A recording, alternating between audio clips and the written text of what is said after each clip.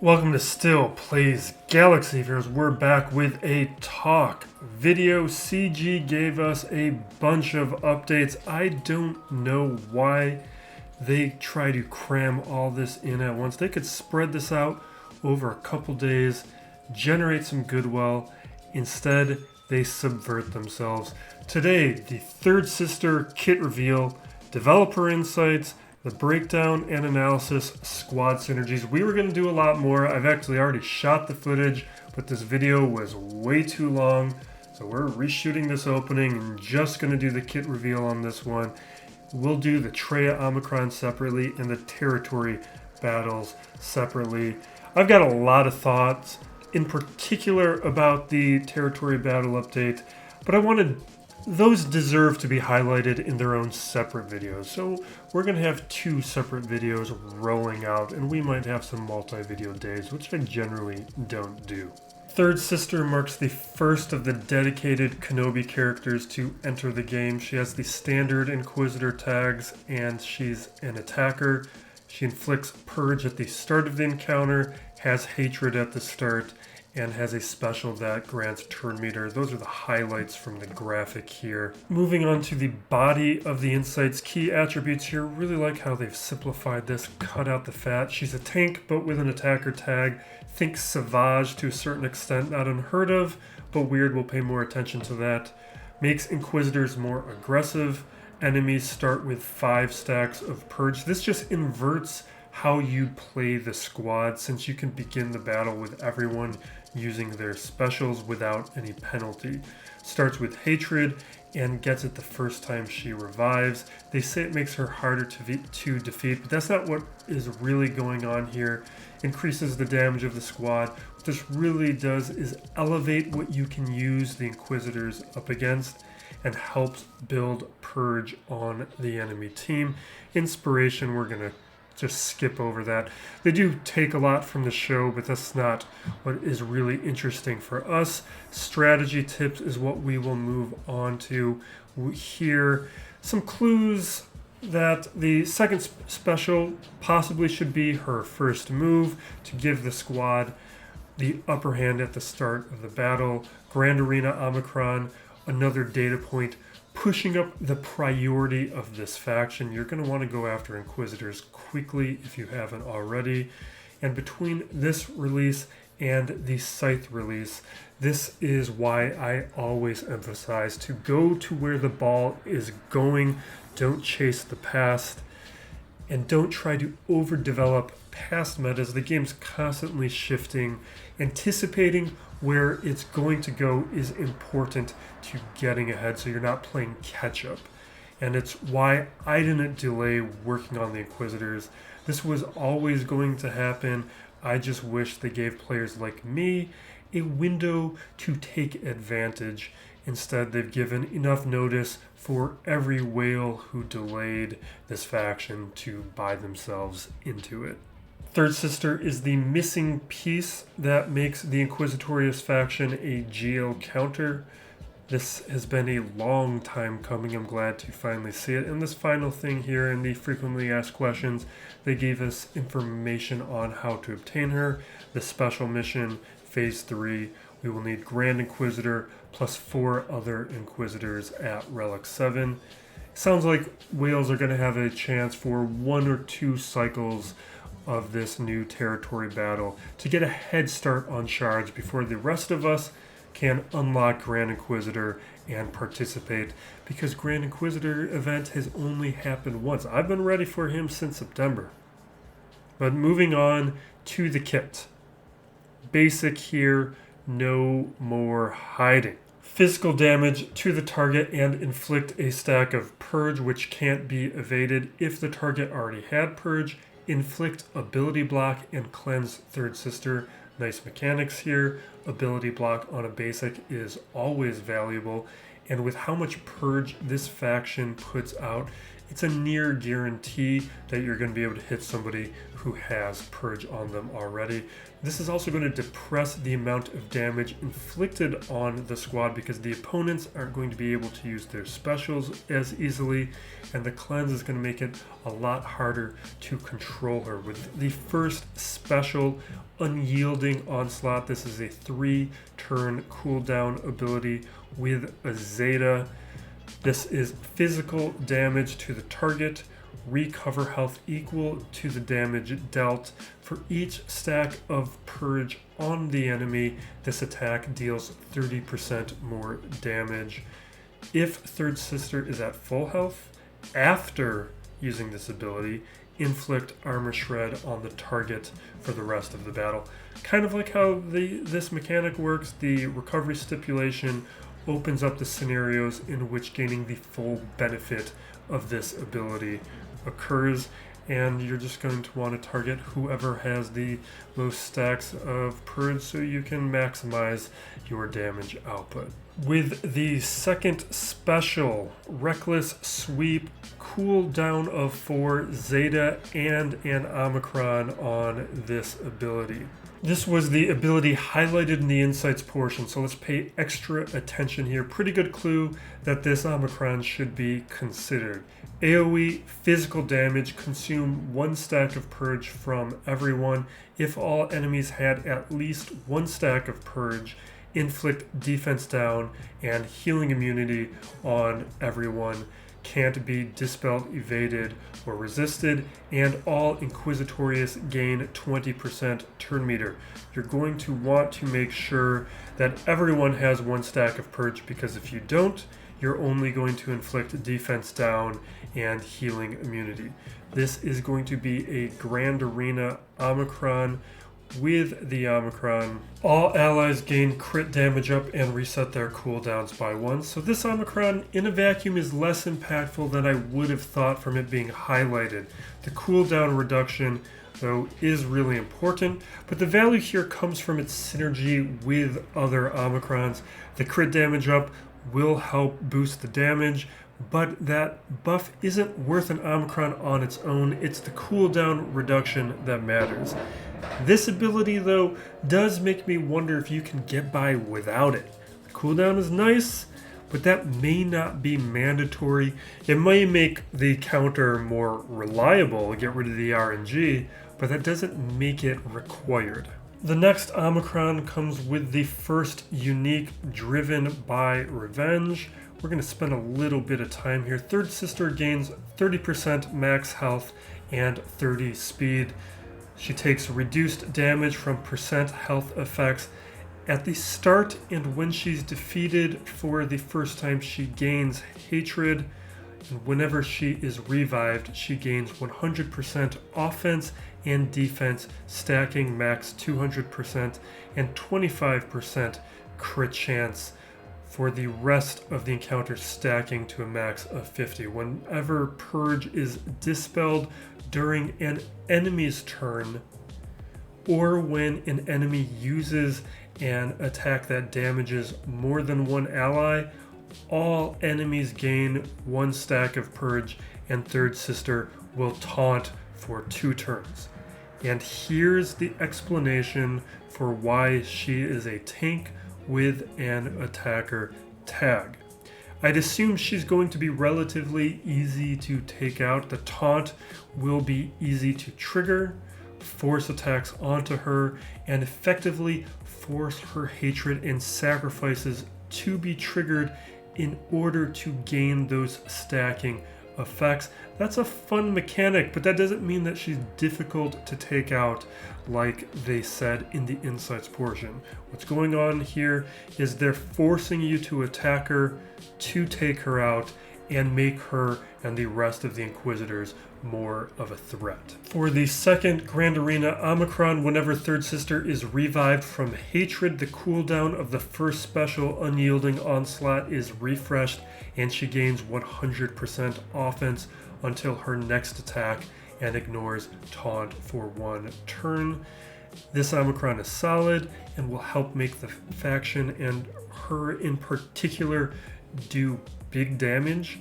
It's going to allow her to do that first special with all that extra damage depending on stacks of purge regularly, and just pound an enemy target for a ton of extra damage. But this is another one where I don't feel like it's really mandatory. It's going to be very dangerous, but I wonder if there's just going to be an RNG component if you choose not to put it on. It's certainly going to be more reliable and more of a threat with the Omicron, but I'm still going to wait and see if I can counter a GL without it. Definitely something I'm going to be testing. So if you're interested in that, pay attention to this channel. The second unique, Impatience. At the start of the battle, if all allies are Inquisitorious, this character gains 20% crit damage, max health, and offense. Third Sister taunts at the start of the encounter, and whenever an ally or enemy is defeated, whenever an enemy damages Third Sister with an out of turn attack, that enemy gains a stack of purge, and whenever purge is consumed or dispelled, this character gains turn meter. That is the part I like the most, the turn meter gain when purge is consumed or dispelled. This gives a huge benefit to using those specials from the other Inquisitors that consume purge, who I largely don't really use those abilities right now. Now there will be incentive to use those specials, consume purge, gain turn meter on Third Sister, use that second special, reduce cooldowns, and keep it going. This is going to have an ability where it can get a little bit of a train going, and that could be very dangerous. The leadership ability, Harbored Aggression, has a Zeta and the final Omicron. This ability, Inquisitorious allies gain 40% max health, 20% offense, 30 speed, are immune to stun at the start of the encounter, and whenever an Inquisitorious ally is defeated or defeats an enemy, all enemies are inflicted with 5 stacks of purge. That's a ton. Whenever an enemy recovers protection or gains protection up, all enemies lose 2% defense, stacking a max of 50% for the rest of the encounter. She's going to be your Grand Arena leader even without the Omicron because of those mechanics. The Grand Arena Omicron, whenever an ally or enemy is defeated, all Inquisitorious allies gain defense penetration up. Whenever purge is dispelled during an enemy's turn, that character, excluding GLs, gains death mark for 2 turns. And there it is, the one Omicron I think will be mandatory. Death mark is pretty significant. That's a debuff worth having, and landing that means churning through a lot of enemies pretty quickly. I'm assuming Inquisitors will be particularly effective against JML and JMK. The Omicron order I'm thinking is the leadership, I think the second special, and the unique. I think all these Omicrons are going to be pretty good. Whether or not they're mandatory is what is going to matter. And the big question for me is, will it be able to beat other GLs? Because right now, maybe getting Sith Eternal Emperor as a dedicated Jedi GL counter is a more achievable route for a similar benefit, because unlike Afra or Starkiller or some GLs, what we're really looking at with Third Sister is a group effort. This is a guild project, and of all the guild projects that there have been in the past with raid characters, with territory battle shards, this is the first one where having the whole guild be on board really matters. This should be a guild discussion for everyone, and you as a guild are going to want to prioritize this because it's a bigger difference maker than all other previous guild goals we've seen in the past. Now with these synergies, there are two major questions that have to be considered, because those questions will impact which are the 4 Inquisitors that you bring to R7 in order to get the Third Sister shards. We want to be careful with Relic 7 materials. Those questions being, which Inquisitors will be on the final Third Sister squad that is a viable GL counter, and who will be required to beat the mission to acquire her shards in the first place. Because what the requirements in effect mean is that you will be taking an Inquisitor to R7 who may not be used at all. My assumption is 7th Sister is the safest to R7. She keeps everyone alive with the heal and significantly boosts the damage by constantly assisting. 5th Brother is pretty safe, already good with AoE damage, AoE dispel. AoE abilities are always going to be really helpful, and there's going to be synergy with the amount of purge that he's inflicting. He is going to help make sure everyone has purge and we get the full benefit out of Third Sister, and the protection up ability is extremely valuable. Now we get into some questions. 9th Sister is a little bit of a surprise. Normally, before I read the kit, I would have thought she is another one of the safe characters to take up to R7. And 9th Sister, I think, is going to be required for the special mission. I doubt you're going to be able to beat it without a tank. She's really good with the stacking defense and the daze. But on her own, she's not a great tank. She's really becomes good by pairing her with 7th Sister, which helps keep her alive. And the other issue is on the final squad, when you're doing those GL counters, does 9th Sister make 3rd Sister less effective by pulling away attacks by having dual taunting tanks? So that is something that I'm considering and will want to pay attention to. It might be better to leave 9th Sister off a final squad. The biggest question here is of the final spot between 2nd Sister and 8th Brother, who deserves that final R7. Because these two are at the biggest risk of falling out of the final squad. One of them already fell out of the Inquisitor squad with the addition of Grand Inquisitor. I just haven't been paying attention to who, because I don't have him yet, because CG just refused to bring back the Grand Inquisitor event earlier.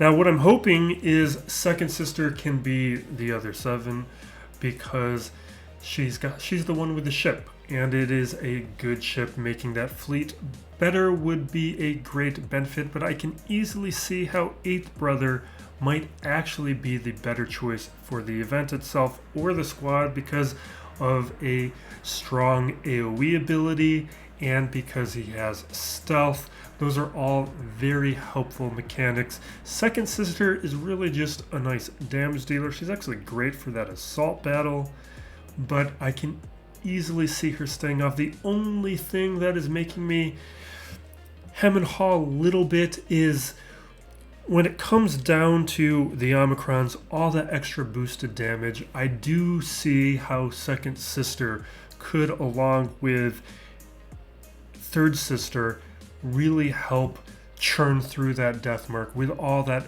bonus damage, get through a GL faster. 8th Brother is not going to be able to do that. And now for our usual wrap up, the free-to-play gearing of my roster. This gearing we did on September 30th, the day of the 2nd Profundity event. This is accelerated. I don't know how much of this we're going to play, since some of this is going to be relic levels. We did a bunch of extra refreshes on Radis to finish him in time. We were doing even the 100 crystal refreshes on his node. At some point early September, I realized I wasn't going to do it without those extra refreshes. Chrysanthemum here, farm had started sometime, I think, in early September. Good progress on his farm. We're already done with him. We've made some good progress since then. Those will be in some future videos. Ravenclaw, moving towards having a 7-star Ravensclaw and having those 2 separate fleets. talking a lot about it in Grand Arena. That is not a ship that I think is ready, really waiting on for another ship to pair with it. Now taking the profundity requirements up to relics.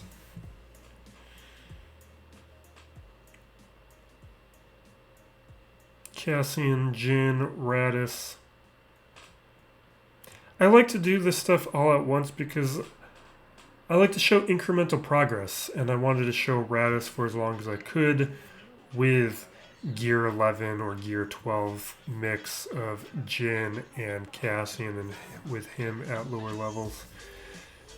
There's plenty of places you can go to see whaled out and high level versions. I would like to make my channel about doing more with less. That's always been what we've done here. And it's part of the reason why I want to rant about these territory battles. Not so, like, I don't begrudge CG monetizing things. It's the way that they're doing it. It's what they are sacrificing in order to do it the way that they are doing it. That's my issue. That'll be in an upcoming video, probably during one of the off days with Grand Arena in the coming days. Definitely, hopefully by the end of the week is what I want. Just increasing relic levels on all these. I think that's all we have. We're playing this at 2x speed, so hopefully we get through it pretty quick. But that's what's going on here. I might just skip ahead. No, we know what this is and looks like. Let's just jump ahead. This is just me doing it all at once, because I hoard my materials, I counted everything out, and actually it was an interesting exercise because what it did is it showed I compared all the gear across multiple characters so I could understand with Grand Inquisitor, Profundity, and Jabba going after all of those projects at a single time. What I wanted to see, second here. What I wanted to see was, that's the end of the video. What I wanted to see was the total of gear I needed, but also subtracted from that how much gear that I had, so I could be on pace, see what my biggest deficits were. I've been updating the community on the Discord on that project regularly, but it's taught me some interesting things about gear and what gear is I'm most hungry for on my roster, and I have a pretty well developed roster, but I think that's something I might touch on in a video as well in the future, maybe pretty soon. That might be a good topic now with these gear changes. But we will wrap it up there, and at least another talk video coming this week. We do have this title update rolling out, and I do want to highlight my thoughts on the territory battle and what those implications are. That at a minimum, but there's a few other videos I'd like to get out. Trying to finish this month and the year as strongly as possible. But thank you for watching. Be safe out there, everyone. Be excellent to each other. This is Still Plays Galaxy of Heroes.